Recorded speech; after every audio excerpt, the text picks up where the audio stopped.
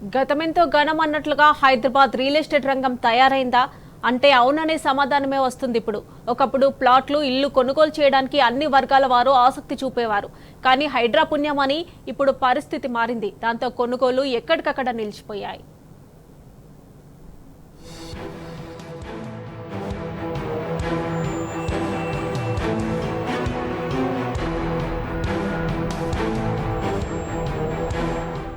గతంలో real estate రంగానికి Hyderabad destination గా ఉండేది.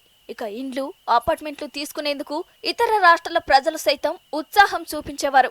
కానీ హైడ్రా పుణ్యమాని ఇప్పుడు ఆ పరిస్థితి మారింది.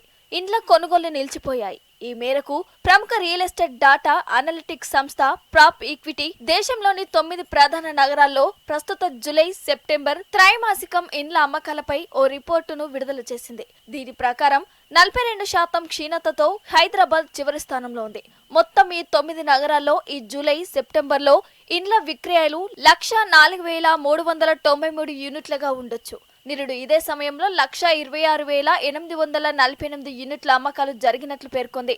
దీంతో 18% పతనానికి అవకాశాలున్నట్లు ప్రాప్ ఈక్విటీ తెలిపింది.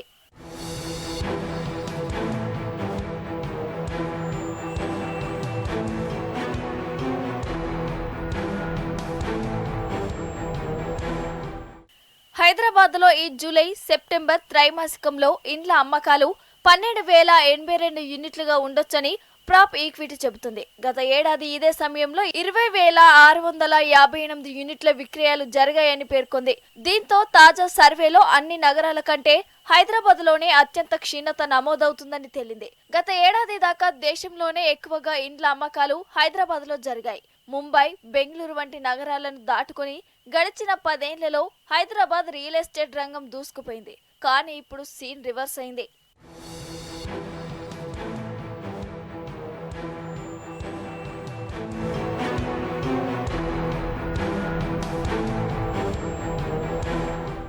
హైదరాబాద్ లో ఇండ్ల అమ్మకాల తగ్గుదలకు హైడ్రా భయాలే కారణమన్న అభిప్రాయాలు వినిపిస్తున్నాయి. కొందరు అక్రమార్కులు చేసిన పనికి మొత్తం నిర్మాణ రంగమే మందగమనంలోకి వెళ్లిపోయిందని రియల్టర్లు, అనుబంధ రంగాల వ్యాపారులు ఆగ్రహం వ్యక్తం చేస్తున్నారు.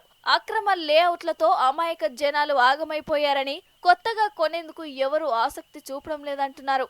ముఖ్యంగా చెరువుల చుట్టుపక్కల్లోని అపార్ట్మెంట్లు, ఇండిపెండెంట్ హౌజులు, ఓపెన్ ప్లాట్ల జోలికి ఎవరు వెళ్లటం లేదని అంటున్నారు. నిజానికి దసరా, దీపావళి పండుగల సమయాల్లో హౌసింగ్ సేల్స్ ఊపందుకుంటాయి. కానీ నగరంలో ఆ సంకేతాలేవి కనిపించట్లేదని రియల్ వ్యాపారులు చెబుతున్నారు.